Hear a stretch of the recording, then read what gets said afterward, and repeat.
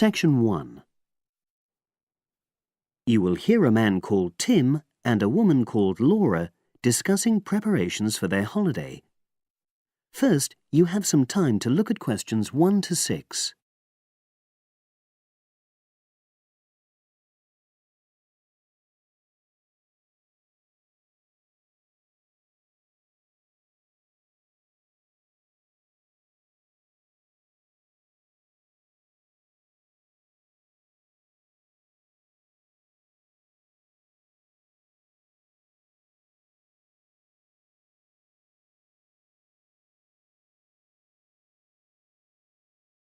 You will see that there is an example which has been done for you.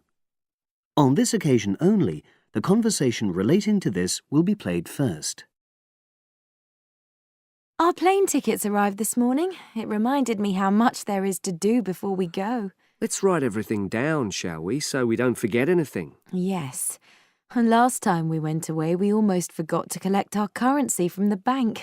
So let's start with that.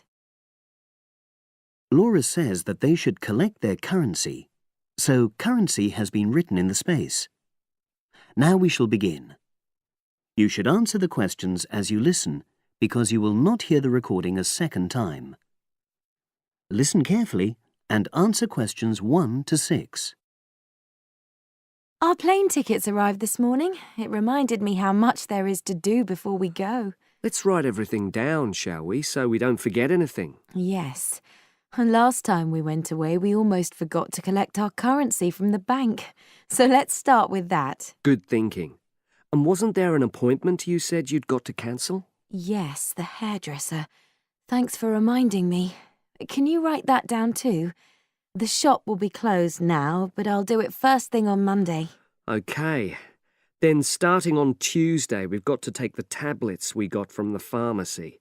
We really mustn't forget to do that.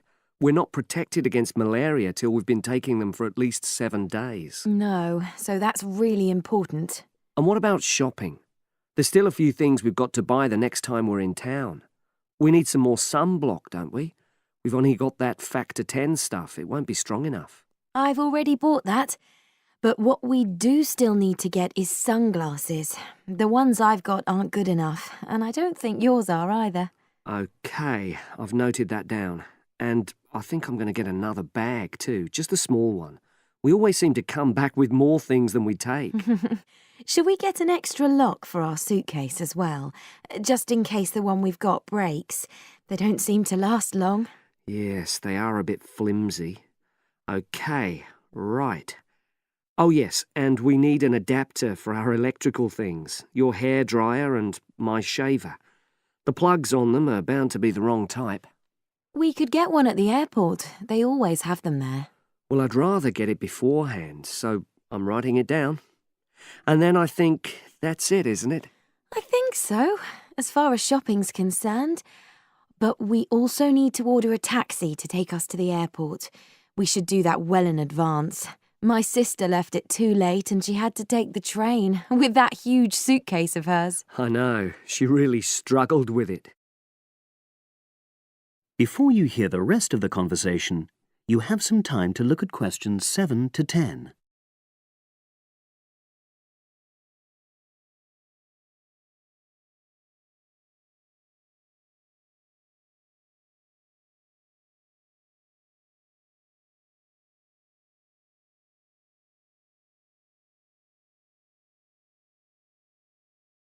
Now listen and answer questions 7 to 10. Now, let's see. Your mother said she'd come in regularly while we're away, so what do we want her to do? I'll write some instructions and we can give them to her tomorrow. Good idea. Well, the cat's the main thing. OK. Feed the cat. We ought to leave her the vet's details as well, just in case there's a problem. Yes. Have you got them handy? Hang on, I'm just looking. Yes, his name's Colin Jeffrey. Is that spelt with a G? Actually, it's Jeffrey. Quite an unusual spelling, isn't it? And his number? 077 594 128. It's a mobile. Okay. And you should write down where it is. It's 4 Street, not sure what number, but it's next to the bus stop, isn't it? That's not a very good landmark, but it's on the other side of the road to the church, so I'll tell her that. Let's hope she won't need a vet anyway. Yes. Right, apart from that, there are the plants to water. Ask her to make sure they don't dry out. Oh, yes, and I've already mentioned the problem with the boiler, and your mum said she'd come round to meet the heating engineer and let him in. Yes, it's a lot for her to do, but we really need to get the problem sorted out. And the earliest date I could get an appointment was April the 30th. Isn't it the day after we go? Yes, we leave on the 29th, and she'll have to hang around till the job's finished. Oh, well, she won't mind, I'm sure. She likes helping people out. Yes, she does. Okay. That's it then, I think. Unless you can think of anything else. Not at the moment. Leave the list there and I'll add to it. That is the end of section 1. You now have half a minute to check your answers.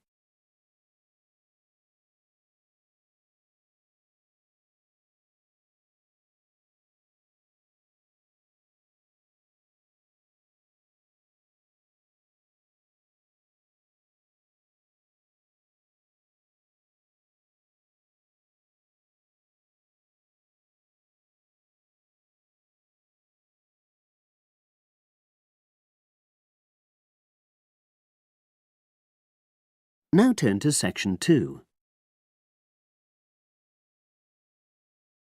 Test 4, section 2. You will hear a talk on local radio about a short film festival in the town of Adborne. Now you have some time to look at questions 11 to 16.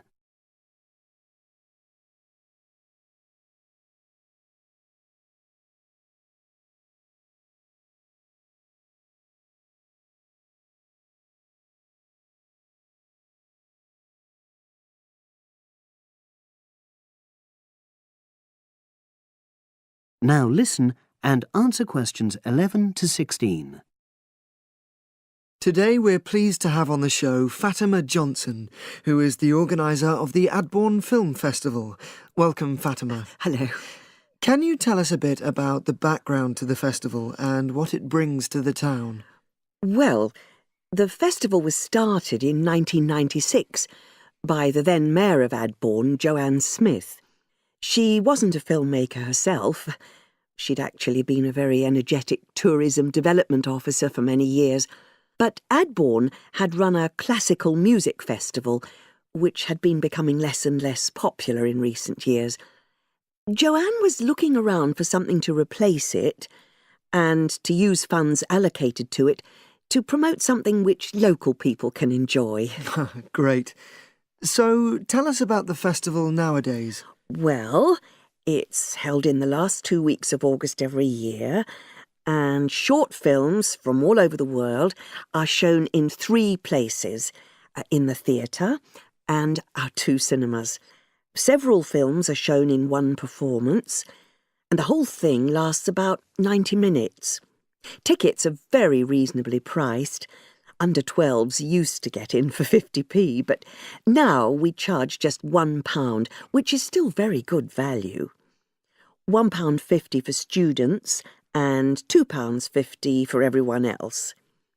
Performances are advertised all round town and also on our website, www.adbornefest.com. If you're interested in attending any performance, you can buy tickets online, of course. And you can also get them in the library, which is right next to the main shopping area. I'm afraid this year tickets are no longer available from either of the 2 cinemas because of restricted opening times. I understand you also run a film competition? Yes, for under 18s. We have a different theme every year. Last year, for example, the theme was Future Planet, and the winner was a 10-minute documentary encouraging youngsters to be more aware of environmental issues, focusing on getting school kids to cycle to school instead of going by car. This year, the theme is Sporting Nation, so There'll also be lots of ideas to choose from. Now, we're always on the lookout for new local talent, so if you live in the Adbourne area and are under 18, you should have a go. We have an excellent prize every year donated by local businesses, shops, hotels, etc. This year, you can win a high-spec movie camera worth over £800. Application forms are on the website, and the deadline for sending in your film to enter the competition is the last day of July. It's May now, so you'll have the whole of June to be working on it. Now you have some time to look at questions 17 to 20.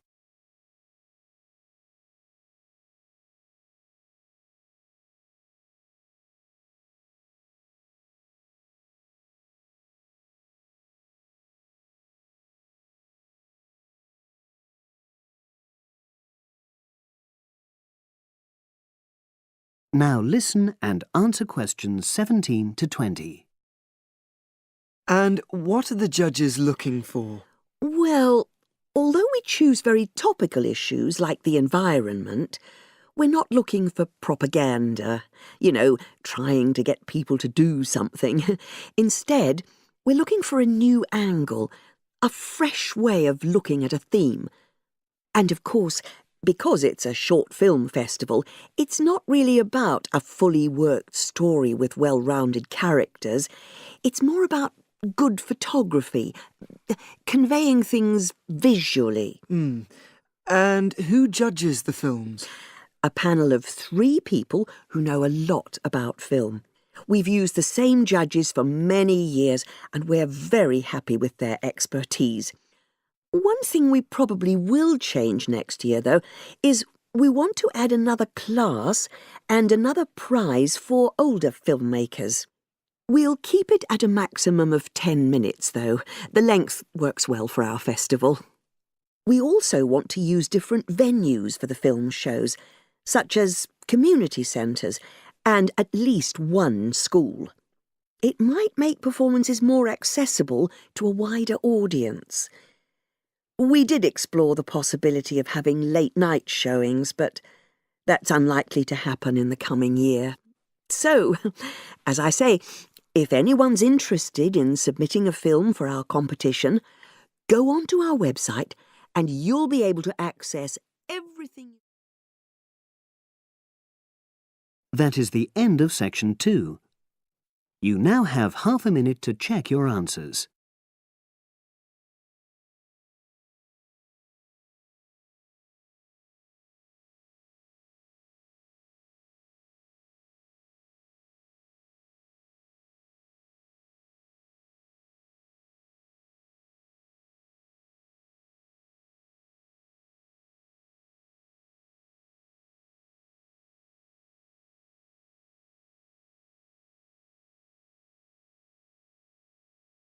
Now turn to section 3.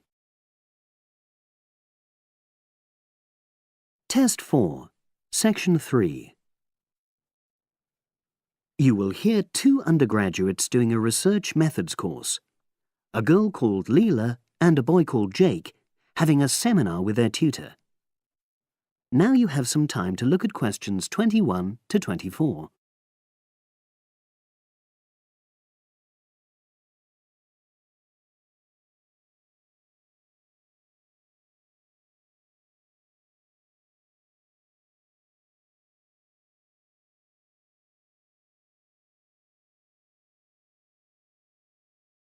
Now listen and answer questions 21 to 24. So the task I gave you both was to choose an article about a small-scale research project. Yes. You were then required to try to reproduce the research procedures in your own context, i.e. try it out for yourselves. Yeah, and that's what we've done. Great. So I'd like you to tell me a bit about the article and why you chose it. Well, the article's written by 2 university lecturers who had started using crosswords to help their students revise terminology for exams. And the crosswords were designed and set on computers. And we selected the article because, well, it seemed an accessible topic, even though we weren't familiar with the technique.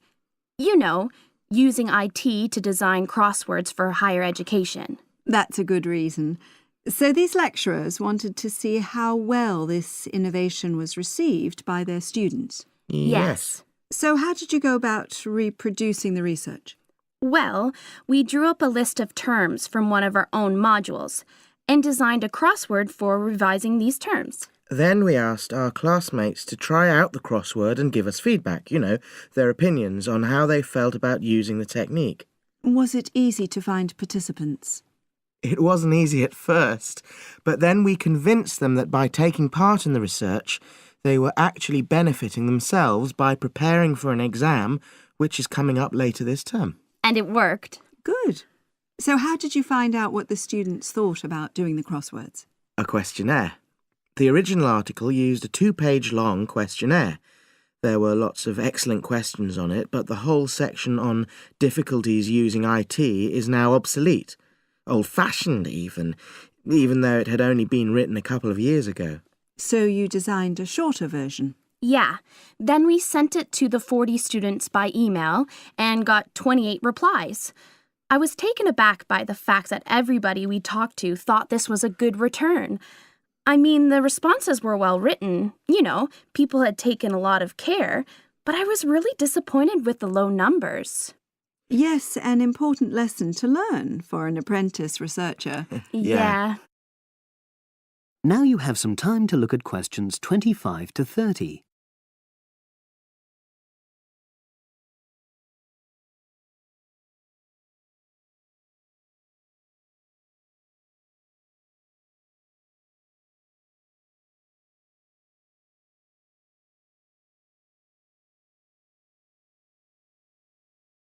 Now listen and answer questions 25 to 30. So what results did you get? Well, basically, the responses were extremely positive. The students said that doing the crossword on a computer helped them really focus on the work in hand and not be distracted, which is something that commonly happens with other ways of doing revision. Yeah, that was really clear. But something that struck me was that having fun hardly featured in their responses, nor did anything to do with spelling of hard words, which I thought would be an obvious benefit. No? Okay. Respondents also said that doing the crossword hadn't really increased their general motivation to study, but that it had highlighted the gaps in their memory so they knew what further work was necessary. Right. So how did your findings tally with those of the original researchers? There were lots of similarities, but... There were probably two main differences. We found that more males than females liked the technique, whereas the original study found the reverse. Also, our respondents said they wouldn't mind doing a crossword as a final official exam, whereas in the original study, students said they would hate doing it even if it meant having a shorter test. But of course, both sets of respondents said they'd be interested in doing more crosswords for informal purposes, revision, and so forth. Right. So let's have a think about the whole project and what you've learned from doing it. Well, it was very time-consuming. Yeah, and I don't think we managed that aspect very well. It could have been worse. I mean, we didn't have a lot of data, so we didn't have to spend ages processing it. And of course, we'd already done a course on numerical data processing, so there wasn't much new there. Yeah, that's true. Anyway, I think we designed our questions well so that they gave us manageable data. Yeah, it really helped having the original study to guide us, as it were. And that helped us to see what a good research instrument is. What a good questionnaire should be like. Absolutely. We got a lot from that. But when we were writing up the project, I'm not sure whether we'll know how to acknowledge the work of the original study. Our referencing. No, that's something we'll both have to work on in the future. Actually, that part's been great. Finding ways to share and support another person. That's the real plus from the project, learning ways to do that. Well, it's obviously been very successful. That is the end of section 3. You now have half a minute to check your answers.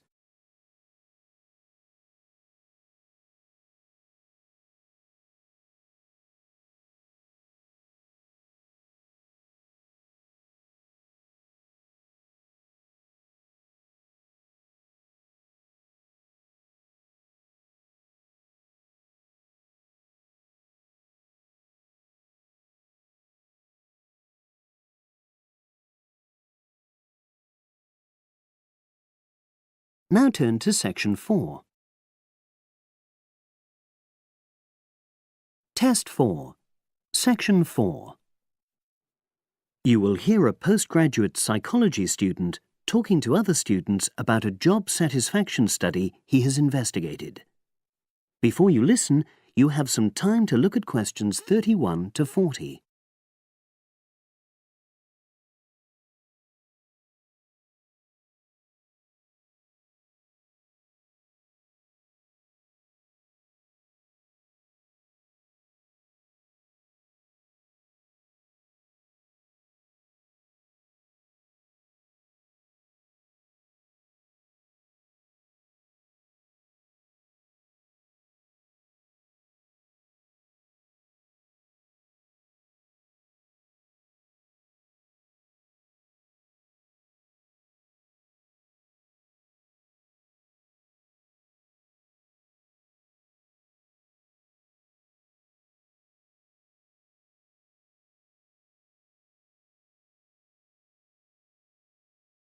Now listen and answer questions 31 to 40.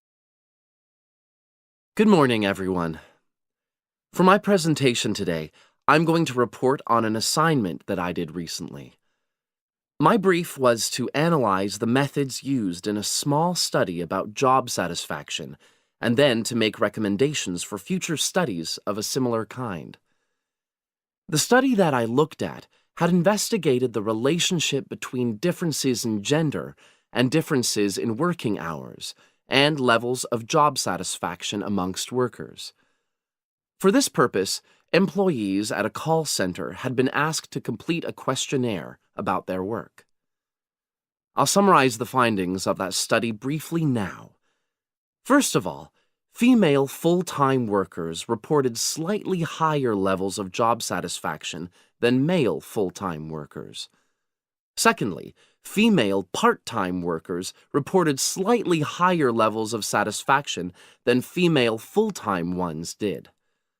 On the other hand, male part-time workers experienced slightly less job satisfaction than male full-time workers. But although these results seemed interesting and capable of being explained, perhaps the most important thing to mention here is that in statistical terms, they were inconclusive. Personally, I was surprised that the findings hadn't been more definite, because I would have expected to find that men and women, as well as full and part-time workers, would experience different levels of satisfaction. So I then looked more carefully at the methodology employed by the researchers to see where there may have been problems. This is what I found. First of all, the size of the sample was probably too small.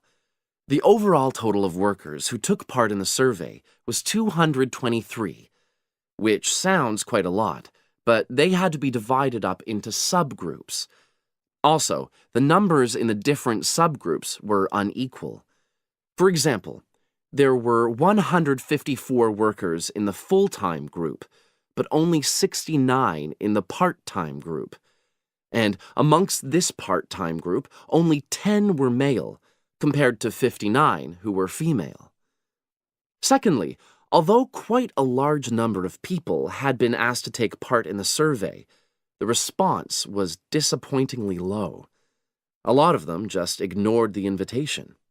And workers who did respond may have differed in important respects from those who didn't.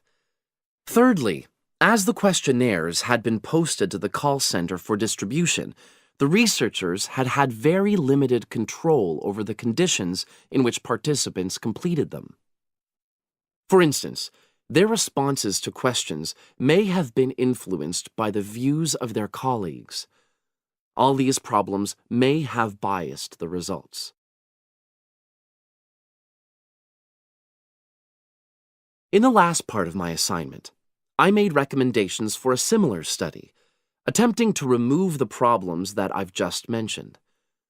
Firstly, a much larger sample should be targeted, and care should be taken to ensure that equal numbers of both genders and both full and part-time workers are surveyed.